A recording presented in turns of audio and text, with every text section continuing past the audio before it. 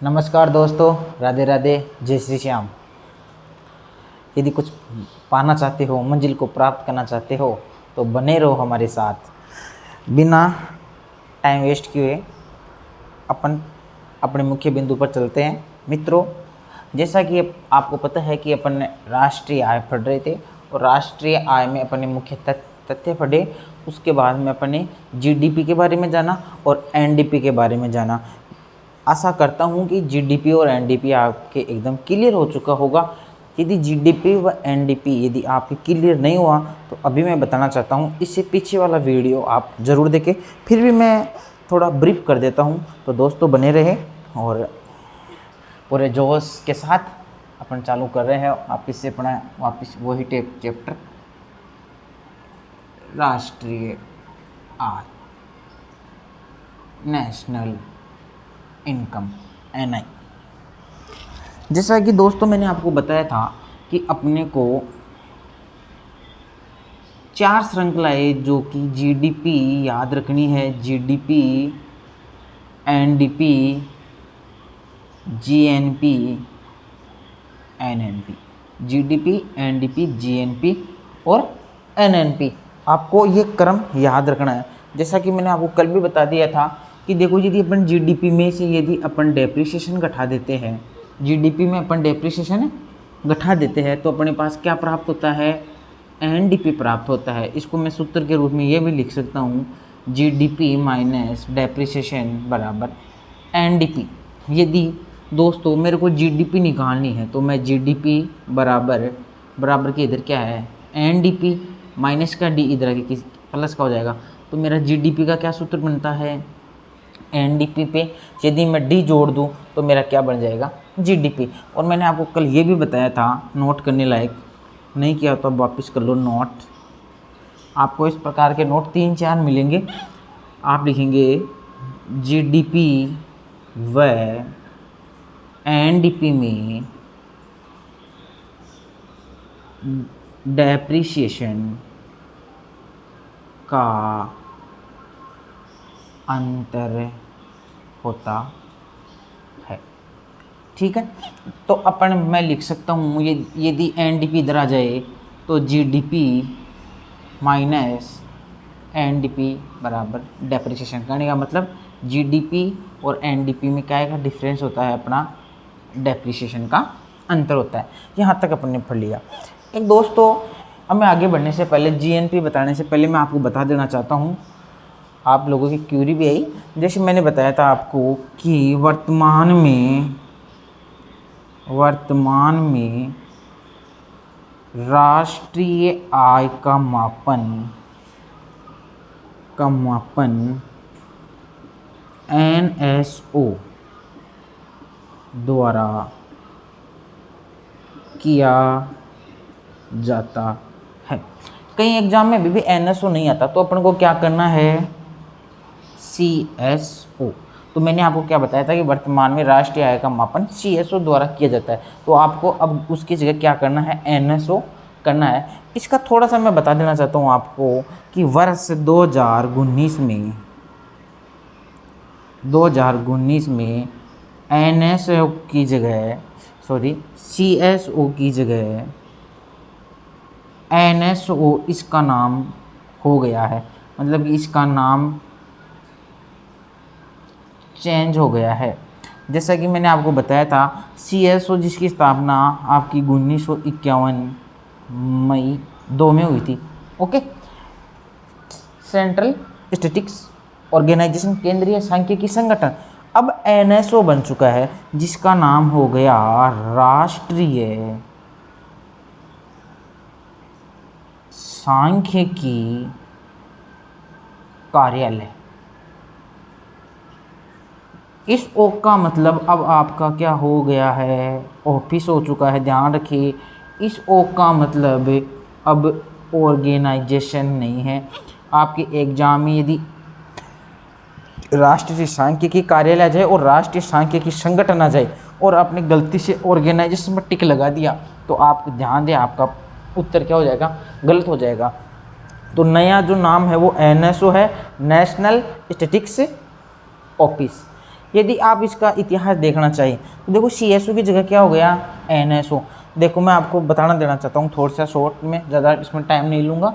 अपने इसके संदर्भ में एक नया टॉपिक बनाएंगे, उसमें आपको समझाऊंगा। देखो वर्ष 2019 में NSSO प्लस CSO को मिला के NSO बन गया है। क्या बन गया है?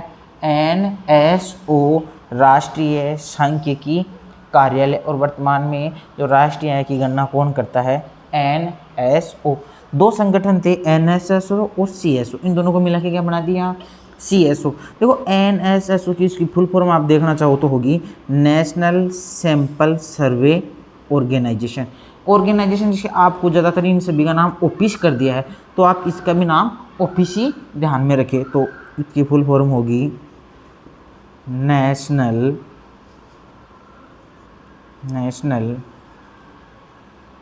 सैंपल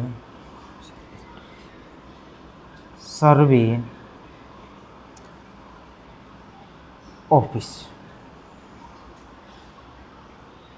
राष्ट्रीय प्रतिदर्श सर्वेक्षण कार्यालय। आपको मैं बता देना चाहता हूं कि NSSO और CSO किसके अंडर में काम करते हैं। तो ये काम करते हैं MEMS, जिसे ministry of statistics and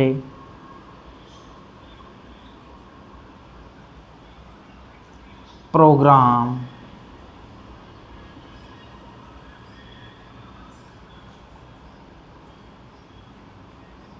implementation, इसके नीचे काम करते हैं। इसको अपन बाद में देखेंगे, जो क्या है, जो इस चैप्टर में देखेंगे।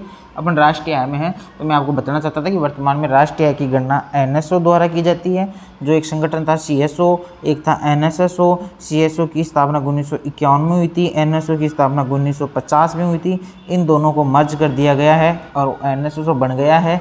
ये संगठन किसके अंडर में काम करता है? Ministry of statistics and programme implications के अंडर काम करता है, जिसको अपन शॉर्ट में MOSPI बोलते हैं। MOSPI सांख्यिकी एवं कार्यक्रम क्रियान्वयन मंत्रालय के अधीन ये काम करता है। ये चैप्टर अपन लेंगे तब इसमें पढ़ेंगे। तो अब अपने बिंदु पर आते हैं। अपना बिंदु था GDP, अपना क्लियर हो गया, NDP हो गया। अब अपन पढ़ेंगे GNP और NNP के बारे में। मैं आशा करता हूँ कि GDP और NDP आपके क्लियर है। यदि GDP और NDP आपके क्लियर होगा तो ही आपके GNP और NNP समझ में आएगा।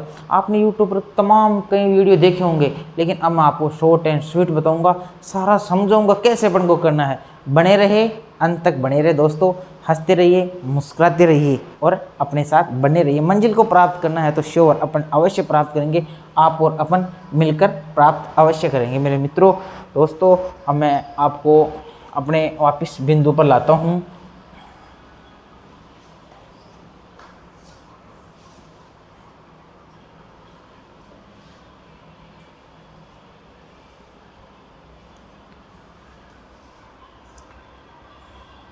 अब देखो अपन देखेंगे आज का, अपन देखेंगे GNP फुल फॉर्म, जैसे आपको पहले ही बता चुका हूँ, वापस देखेंगे अपन। ग्रोस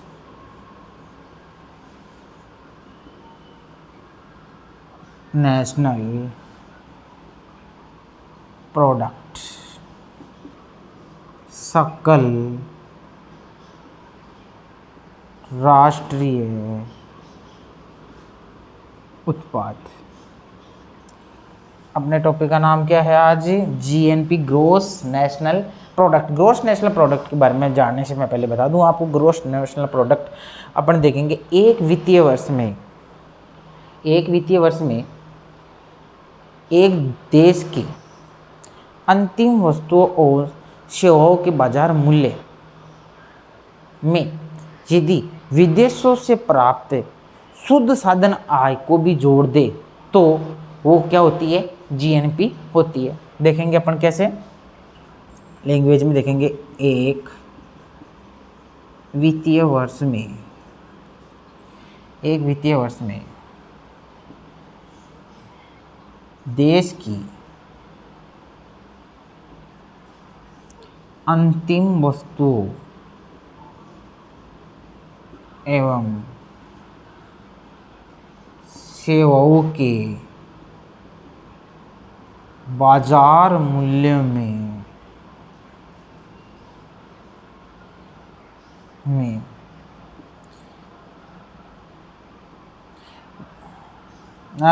में विदेशी शुद्ध साधन आय, विदेशी शुद्ध साधन आय जिसे इंग्लिश में बोलते हैं NFIA को जोड़ दे तो वह उस देश की GNP कहलाती है। समझ गए होंगे। GDP में क्या था?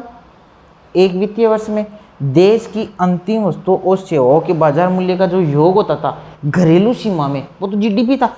इसमें क्या अंतर हो गया कि एक वित्तीय वर्ष में देश की जो अंतिम वस्तुओं और सेवाओं के जो बाजार मूल्य में है उसमें विदेशी शुद्ध साधन आय, विदेशी शुद्ध साधन आय मतलब कि NFIA को जोड़ दे तो वह देश की क्या कहलाती है?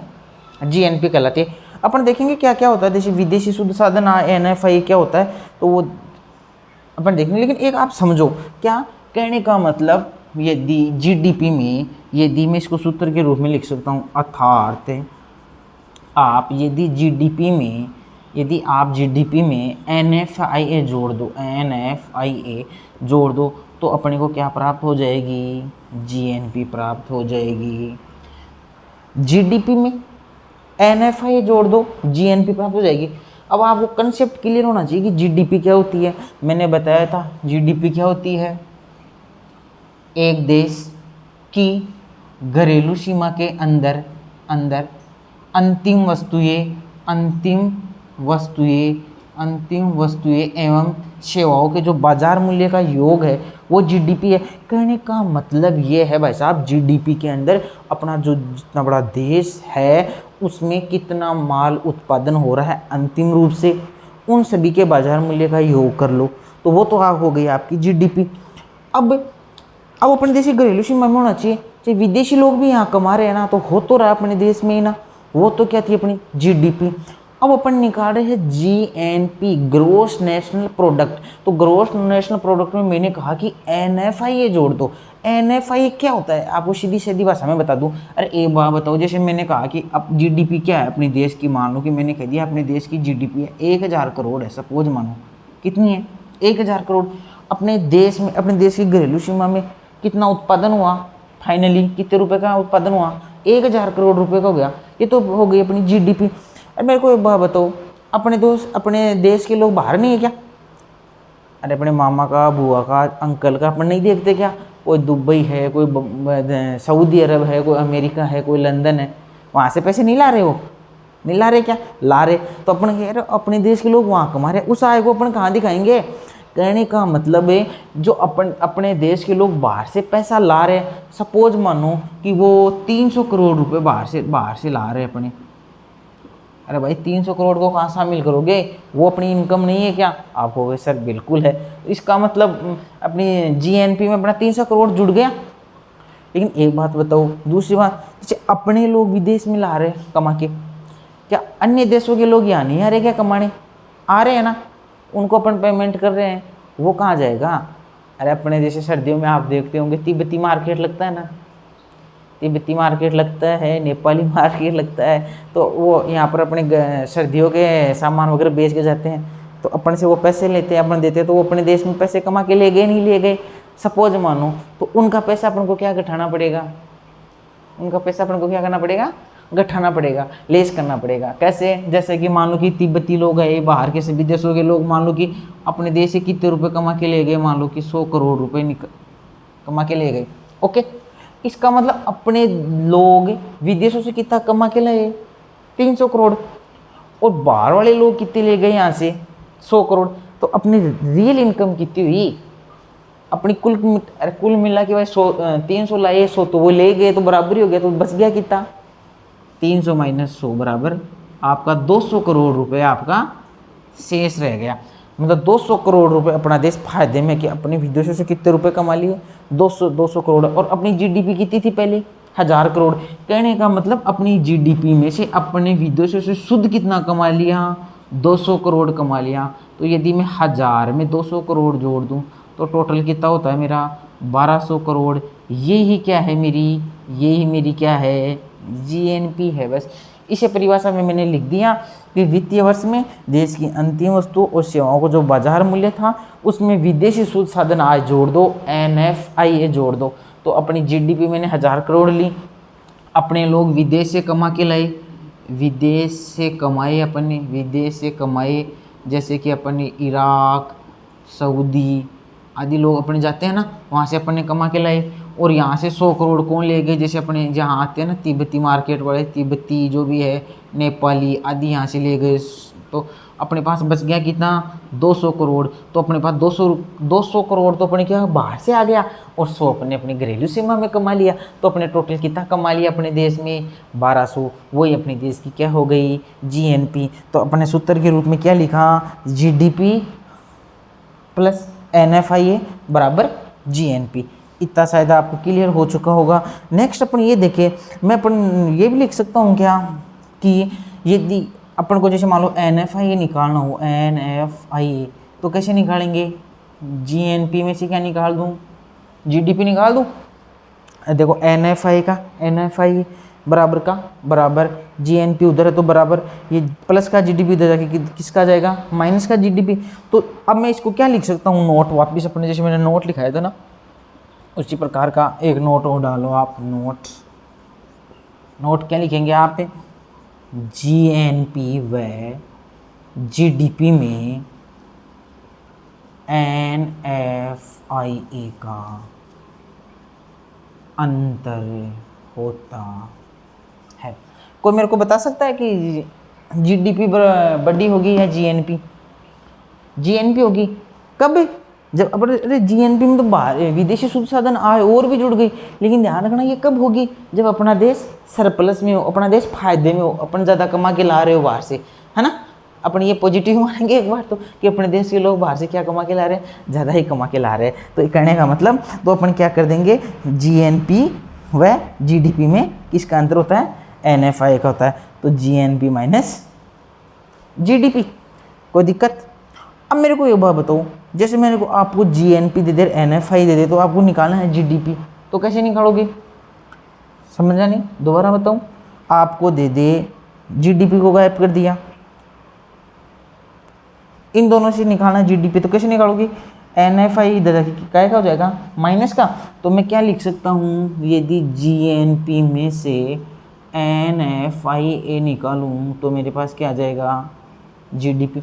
एक वेरी वेरी इंपॉर्टेंट लाइन है, इसको आप ध्यान में रखो, आप ये नोट हमेशा रखो, नोट ये ध्यान होना चाहिए। जीएनपी में आप ये देखो, जीएनपी में NFIA या आप लिखो विदेशी आय, विदेशी आय शामिल होती है। ये लाइन आपको याद रहनी चाहिए। क्या हमेशा बोलते रहो कि जीएनपी में विदेशी आय शामिल होती है, जीएनपी में विदेशी आय शामिल होती है। तो यहाँ तक उतार लो एक बार।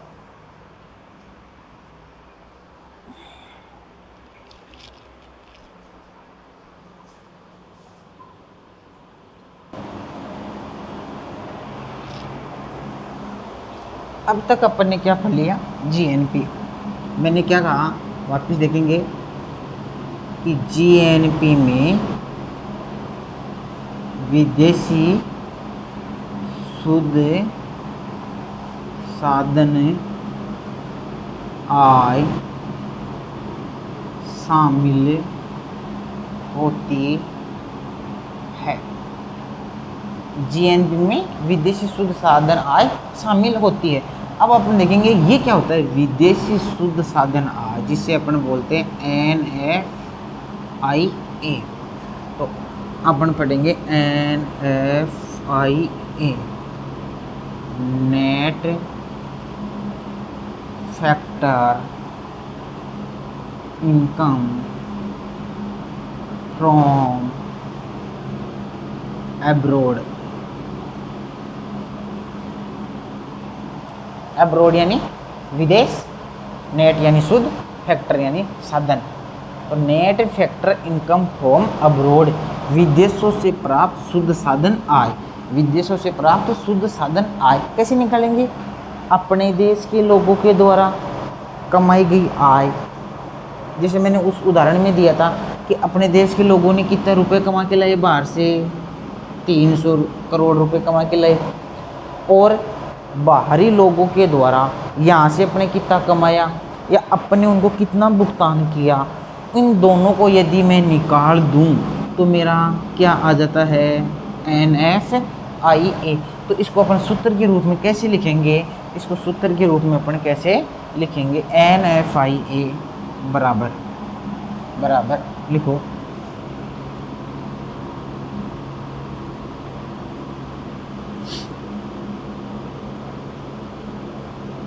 अपने देश के साधनों द्वारा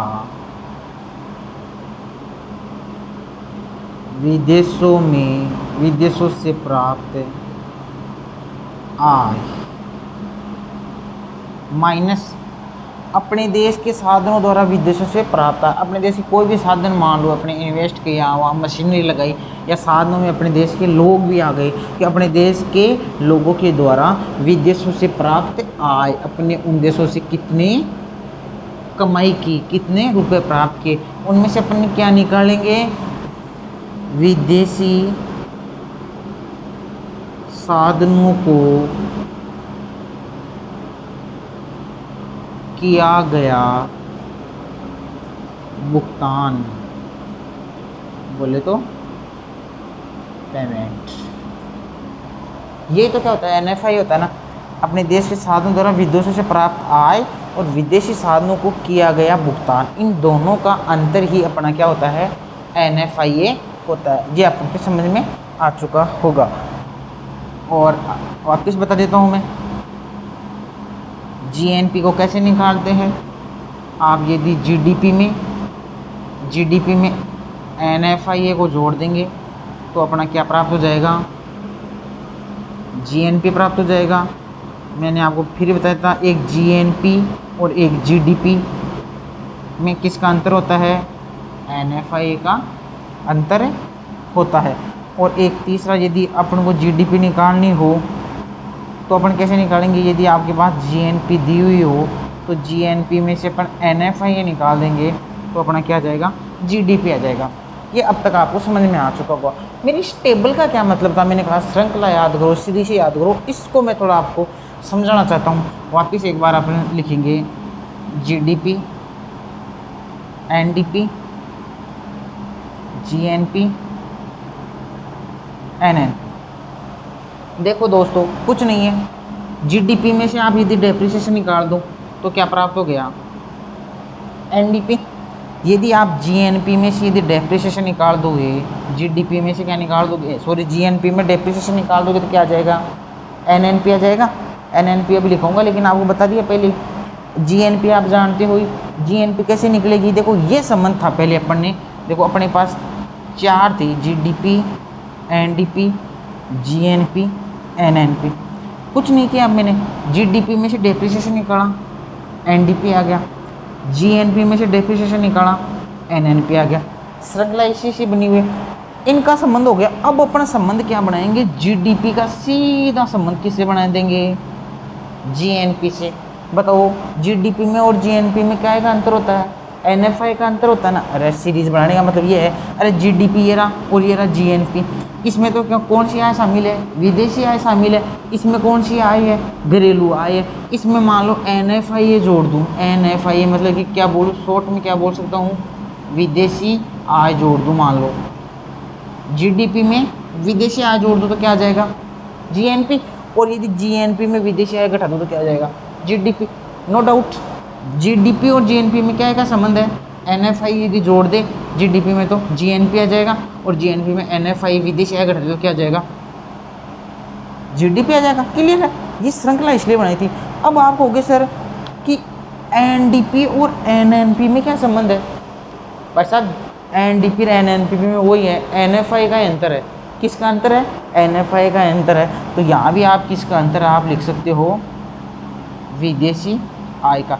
कैसे? आप कहोगे सर कैसे? अरे भाई कैसे क्या, GDP तो था, घरेलू आय थी, उसमें डेप्रिसिएशन तो निकला था, तो NDP तो था। ये विदेशी आय थी, GNP था, उसमें डेप्रिसिएशन निकला तो क्या था, NNP तो था। तो NDP और NNP में भी किसका अंतर होता है? केवल विदेशी आय का अंतर होता है। तो आप नोट बना के लिखेंगे, नोट में लिखेंगे, क्या लिखेंगे, GNP व GDP में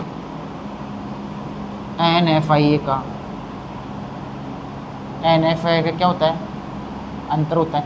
उसी प्रकार आप लिखेंगे NNP व NDP में NFI का अंतर होता है। इस चीज़ें याद रखनी है, मतलब आपको याद हो जाएगी।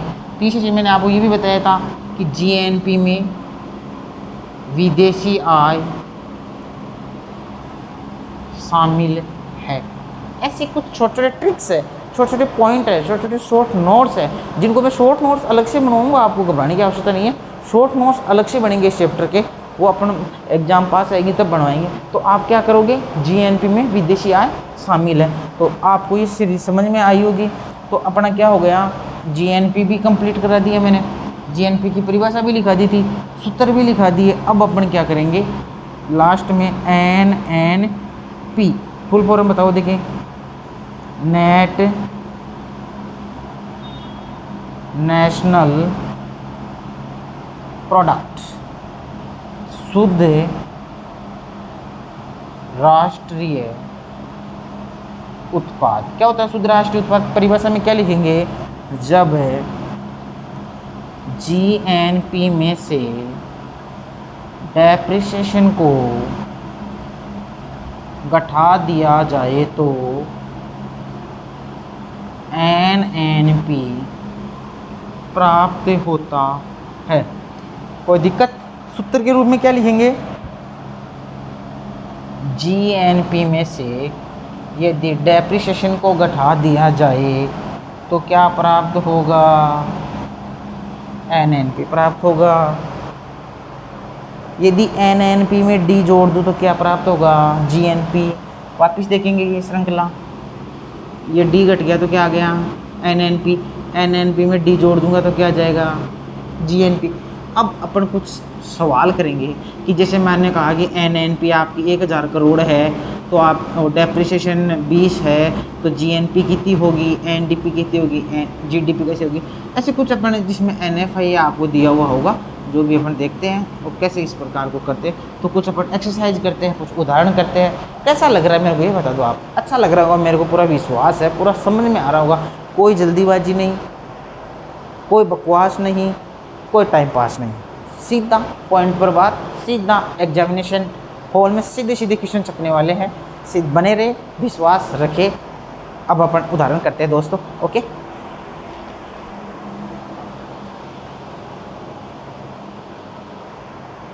तो जैसे कि अब अपना उदाहरण लेते हैं, कुछ उदाहरण लेते हैं, कुछ एग्जाम्पल्स लेते हैं।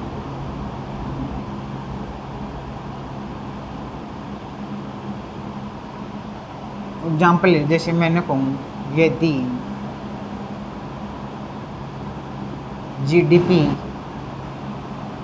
1000 करोड़ रुपए हो तथा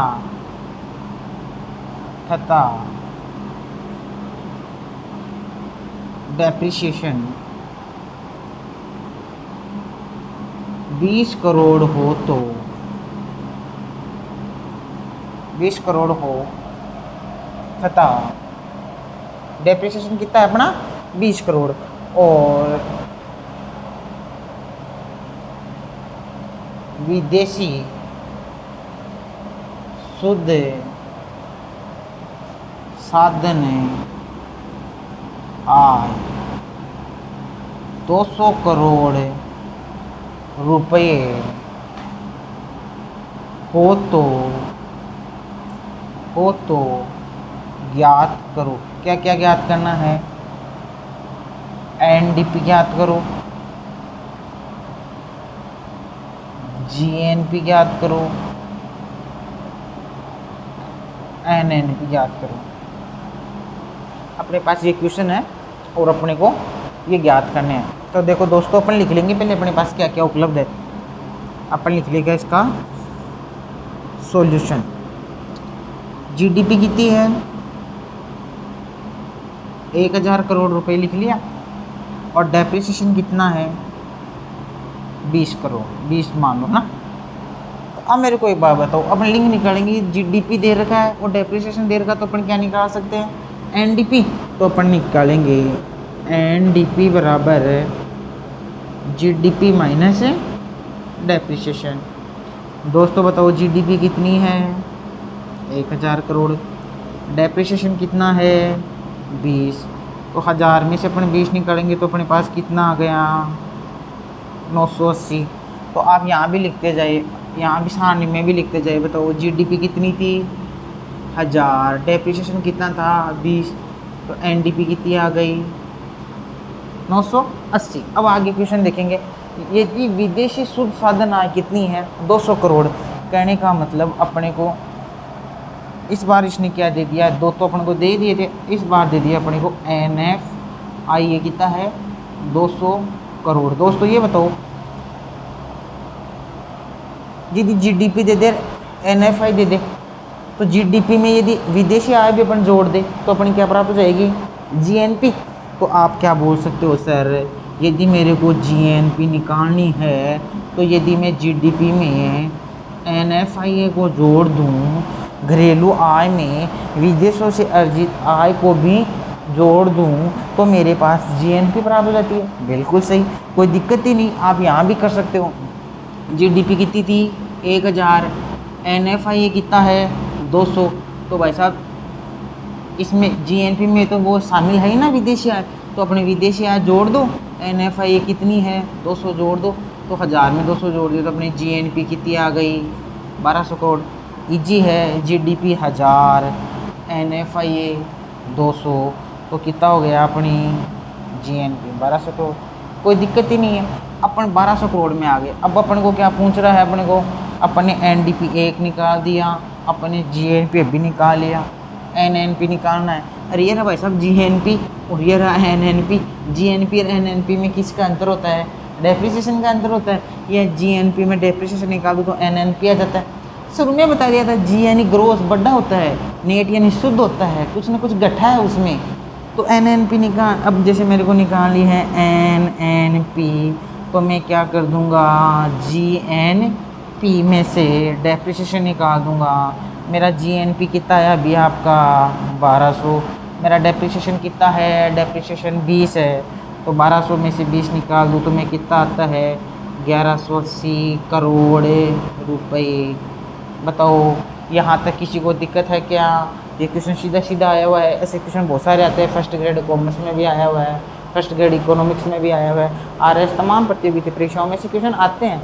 अपना बोर्ड सिंपल है, पढ़ाने में सिंपल है, लेकिन बेटा क्वेश्चन बाहर नहीं जाएगा। पहले बता रहा हूँ, क्वेश्चन बाहर नहीं जाने देंगे अपन। बस आप तो बने रहो, बने रहो, करके दिखाएंगे, बन के दिखाएंगे।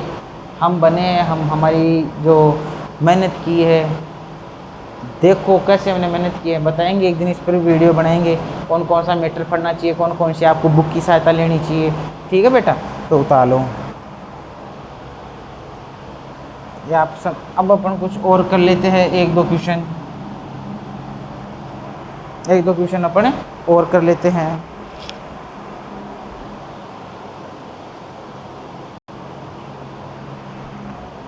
चलो दोस्तों, अपन एक दो उदाहरण और कर लेते हैं।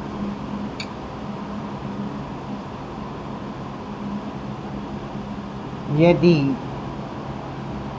एनएनपी बराबर 800 करोड़ रुपए हो तथा एनएफआई 100 करोड़ रुपए हो, तो यदि एनएनपी 800 करोड़, एनएफआई 100 करोड़, तथा डेप्रिसिएशन 30 करोड़ हो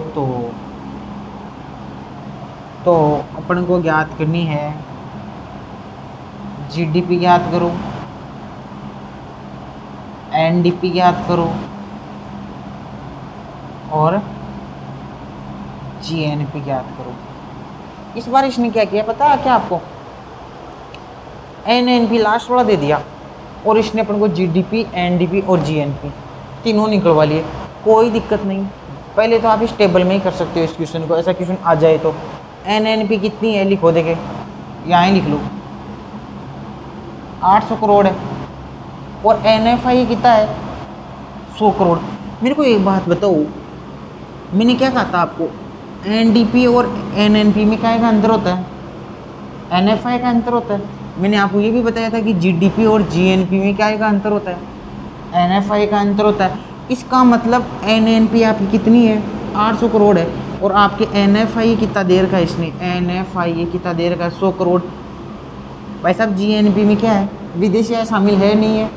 है। एनएनपी में विदेशी आय शामिल है या नहीं है? है। अरे तो विदेशी आय शामिल है तो मेरे को तो एनडीपी निकालना है, घरेलू निकालनी है, तो विदेशी स्रोत साधन आय घटा दो ना। दिक्कत कहाँ आ रही है भाई? एनएनपी कितना है 800 करोड़ है, मतलब विदेशी आय शामिल है। विदेशी आय है कितनी 100, अरे विदेशी आय 100 घटा दो तो मेरा पास कितना आ जाएगा? एनडीपी कितनी आ जाएगी? 700 करोड़ आ जाएगी। कोई दिक्कत है क्या? कोई दिक्कत नहीं होनी चाहिए मेरे हिसाब से, क्योंकि आप एनडीपी यदि 700 देता आपके को, एनडीपी 700 देता और आपसे एनएनपी निकलवाता तो आप क्या करते? घरेलू में क्या होते? विदेशी शुद्ध साधन आय जोड़ते नहीं जोड़ते? तो 700 प्लस 100 कितने होते? 800।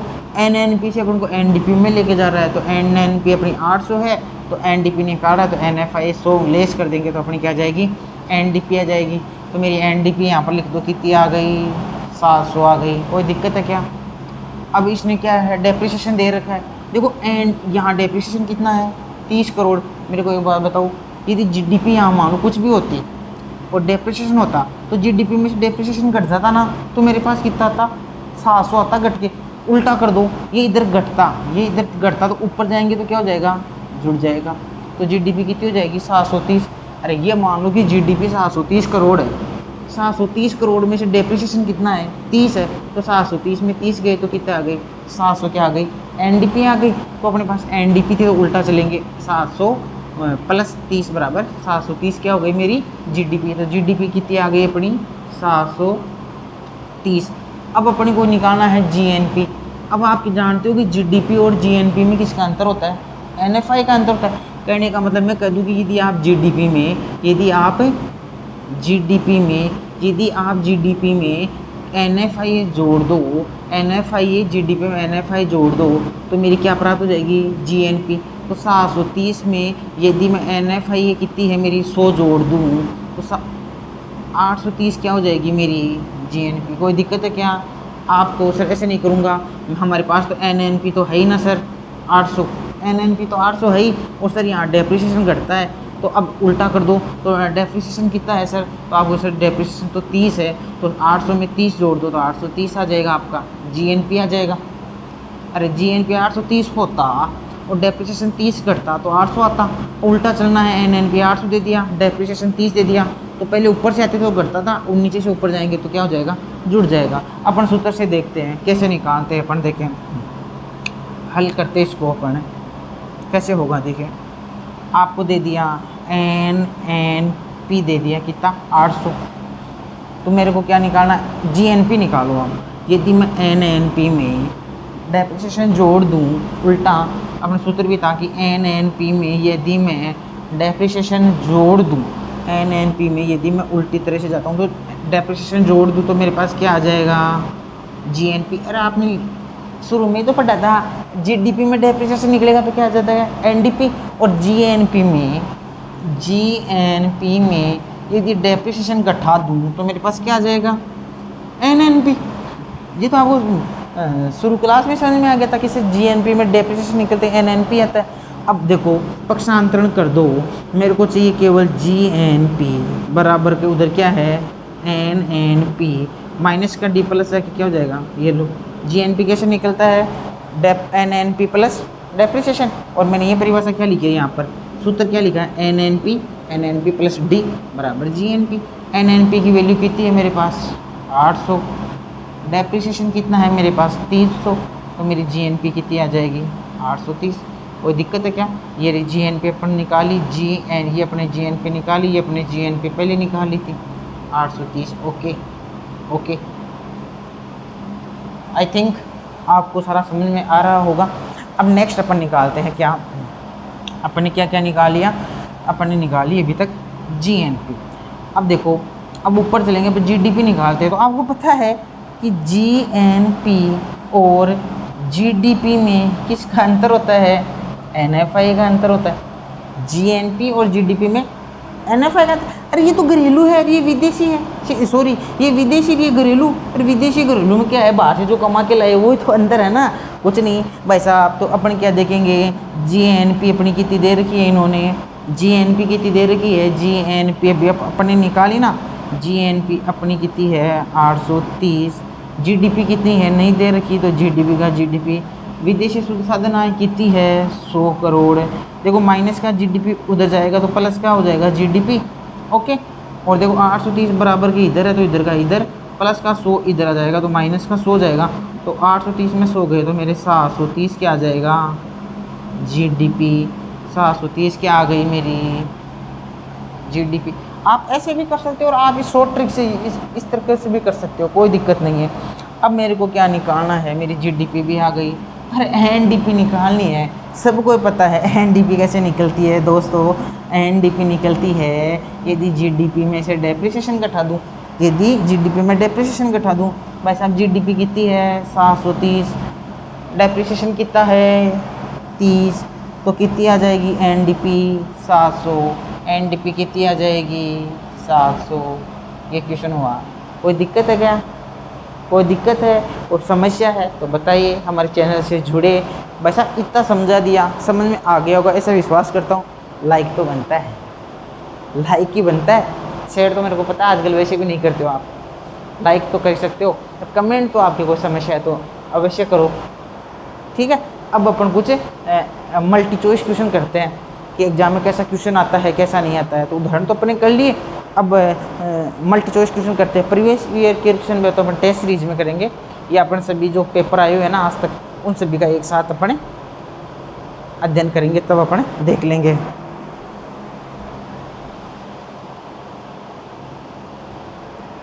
देखो आप देख रहे होंगे, पहले अपन को ये लिखना है जीडीपी, एनडीपी, जीएनपी, एनएनपी, ये तो अपने को लिखना ही है। देखो जीडीपी, एनडीपी, जीएनपी, एनएनपी, अवधारणा अपनी कंप्लीट हो चुकी है। अपने इन पर थोड़ा प्रैक्टिस करेंगे ना तो अपने समझ में आ जाएगा। बाकी समझ में आ गया, कोई हार्ड नहीं है, बाकी कोई हार्ड नहीं है, थोड़ा सा प्रैक्टिस और कर लेते हैं। तो अपन एक दो क्वेश्चन और कर लेते हैं। निम्न में से सही है option A, option B, option C, option D, निम्न में से सही है। तो अपन को कुछ लिखना है, NNP plus NFIA, NNP plus NFIA बराबर एनडीपी। दूसरा अपना हो जाएगा GNP minus depreciation plus NFIA बराबर जीडीपी।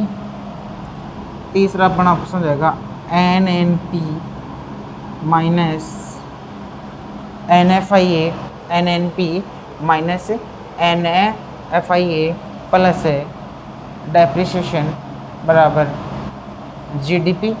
चौथा अपना हो जाएगा NDP plus depreciation P minus NFIA बराबर जीएन।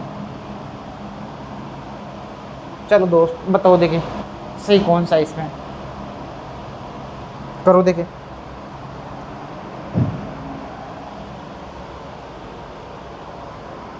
कर सकते हो क्या, कर सकते हो, कोई हार्ड थोड़ा आराम से कर सकते हो, कोई दिक्कत ही नहीं। देखो N N P plus N F I A,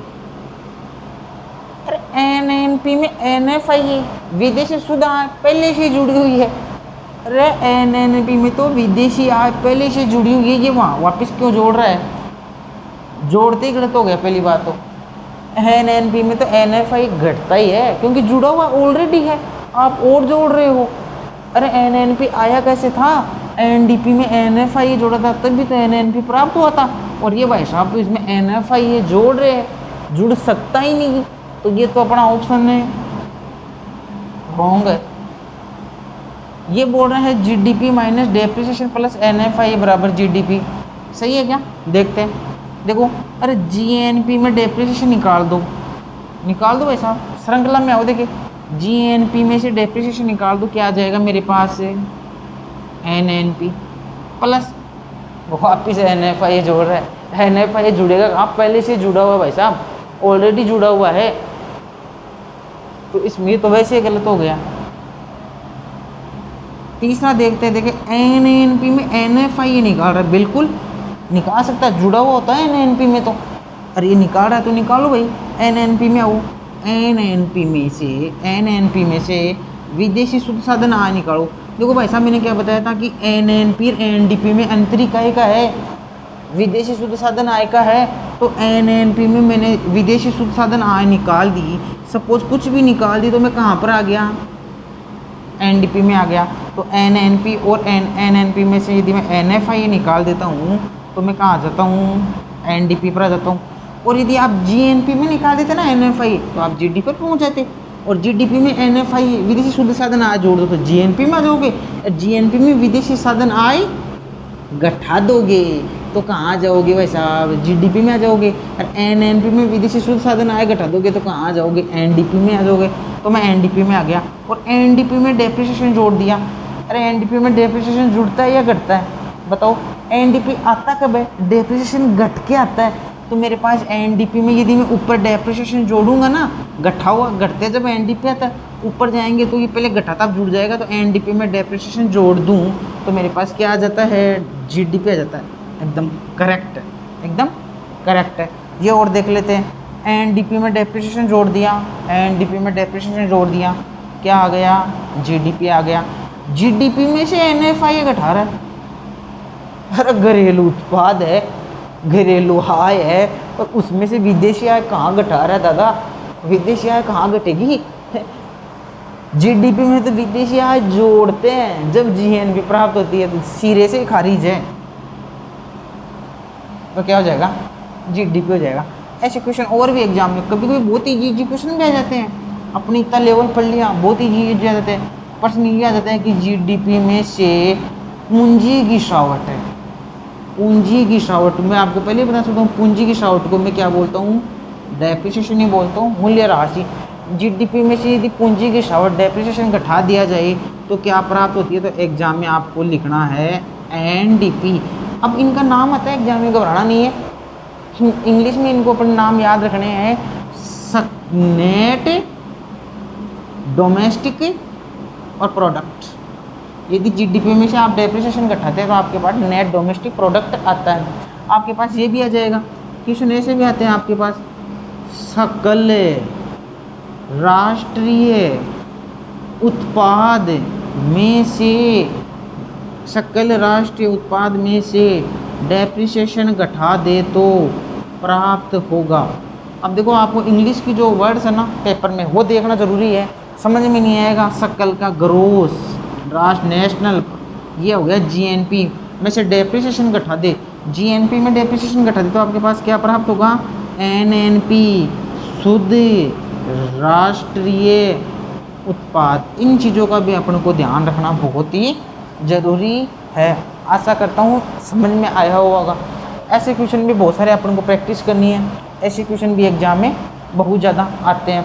note आपको, अब नोट थे अपने कुछ, वो आपको एक बार नोट वापस थोड़ा रिवाइज करा देता हूँ। क्या क्या नोट थे, कुछ महत्वपूर्ण तथ्य थे।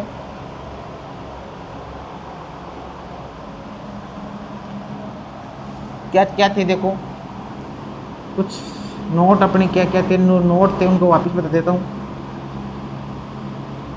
जीडीपी व एनडीपी में क्या एक अंतर होता है बताओ जी? क्या जीडीपी व एनडीपी में डेप्रिसिएशन का अंतर होता है, वेरी मोस्ट ध्यान रखना। जीडीपी व एनडीपी में किसका अंतर होता है? डेप्रिसिएशन का अंतर होता है। जीएनपी व एनएनपी में किसका अंतर होता है? डेप्रिसिएशन का अंतर होता है। कुछ बातें याद रखनी है आपको, मुख्य तथ्य। जीएनपी में विदेशी आय, कोष्टक में अपन क्या लिखेंगे? NFIA शामिल होती है। कोई दिक्कत है क्या किसी को? होती नहीं होती है? जीएनपी में विदेशी आय शामिल होती है, ये ध्यान रखो। जीएनपी में विदेशी आय शामिल है, जीएनपी में विदेशी आय शामिल होती है।